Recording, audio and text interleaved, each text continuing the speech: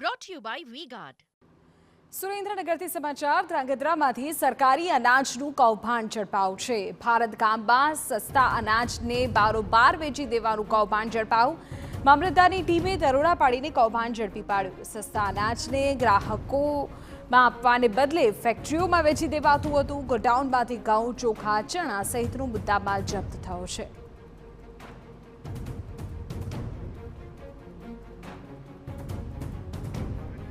તો ગરીબોના અનાજનું ફેક્ટરીમાં વેચાણનો આખો મામલો છે। ઘઉં, ચોખા, ચણા આ તમામ મુદ્દામાલ જપ્ત કરવામાં આવ્યો છે। ધ્રાંગધ્રામાંથી સરકારી અનાજનું કૌભાંડ સામે આવ્યું છે।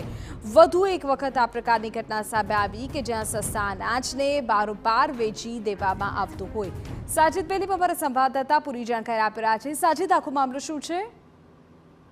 જી, જો વાત કરવામાં આવે તો જે ધ્રાંગધ્રા તાલુકાનું જે ભારત ગામ છે તે ભારત ગામની અંદર જ્યારે એક સસ્તા અનાજની દુકાન છે, જે ગરીબ માણસોને જે ઘઉં ચોખા છે તે રાહત ભાવે મળી રહે, પરંતુ હાલ તો ફક્ત મફતમાં આપવામાં આવે છે જે ઘઉં ચોખા છે તે સરકાર તરફથી। પરંતુ આ જે દુકાનનો સંચાલક છે તે ઘઉં ચોખા અને જે ચણાનો જથ્થો છે તે પોતાના ટ્રેક્ટરમાં ભરી અને સગે વગે કરવા જતો હતો, ત્યારે ગામ લોકોએ વિરોધ કરતા જે ગામ લોકોએ ધ્રાંગધ્રા મામલતદારને જાણ કરી હતી ને ધ્રાંગધ્રા મામલતદારે તાત્કાલિક ભારત ગામે પહોંચી અને આ ટ્રેક્ટર અટકાવ્યું હતું ને કેટલોક જથ્થો જે ઘઉં ચોખા અને જે ચણાનો છે તેને સીઝ કર્યો હતો અને જે સંચાલક છે તે સંચાલક ઉપર કાયદેસર કાર્યવાહી હાથ ધરી હતી। અને જે વાત કરવામાં આવે તો સુરેન્દ્રનગર જિલ્લાની અંદર 519 સસ્તા અનાજની દુકાનો છે, દુકાનોની અંદર ક્યાંક ને ક્યાંક આવી ગેરરીતિ થતી હોય છે, ત્યારે આ પુરવઠા ખાતું ત્રાટકતું હોય છે। ત્યારે આજ ભારત ગામની અંદર આ જે ઘઉં ચોખાનો જથ્થો ઝડપાયો છે તેને હાલ તો સીઝ કરવામાં આવ્યો છે અને હવે મામલતદારની ટીમ છે તે એવી કાર્યવાહી કરશે તે જોવું રહ્યું છે।